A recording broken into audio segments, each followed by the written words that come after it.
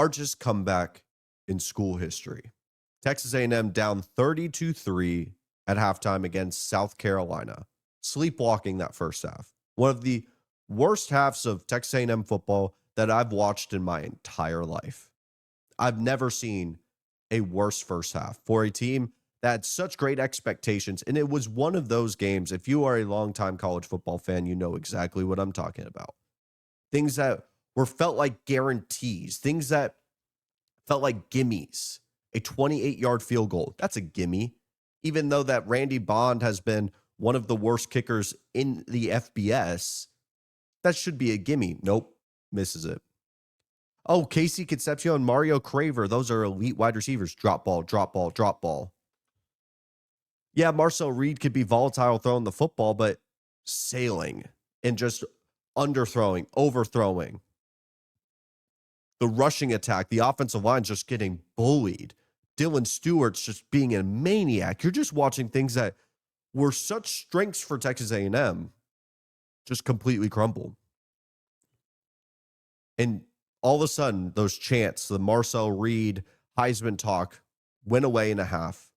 And like the Undertaker, the Heisman chances were revived. Down 27 points, 30-3 at halftime. 0 for 286. If you were down 27 plus points in SEC play, you were 0 for 286 in completing that comeback and winning that football game before Saturday. That number is now 1 in 286 because of Mike Elko and the Texas A&M Aggies. Mike Elko has to be the coach of the year for how he has been able to get this team and just completely change the culture. I don't want to hear about Ryan Day, although I think it's very impressive for what he was able to do with all that NFL talent leaving and hiring the right guys. Give him complete credit for that. I would give so much credit to Indiana and their program and how they've been able to excel, making a change at quarterback and becoming undefeated just like Texas A&M. We can talk about Lane Kiffin as well with all the turnover he's been going through. There's plenty of candidates, but none better, in my opinion, than Mike Elko for the clear shifts and changes and the shifting of gears that Texas A&M is arguably one of the best, if not the best, second half team in the entire country. This is a great example why. Because Texas A&M comes out and within 8 game minutes makes this a 1 to 2 possession game, and we're watching Marcel Reed absolutely revive his Heisman chances. It was so damn impressive. Ashton Bethel-Roman, a redshirt freshman. When we're talking about Mario Craver, who was in and out of the injury report list, had 1 catch for 6 yards. You step up, you get a guy that goes for 4 catches, 138, and a touchdown. Dalton Brooks, a safety, former high school running back turned safety, 1 interception and a sack that absolutely saved Texas A&M season on a tough quarterback like Lenore Sellers.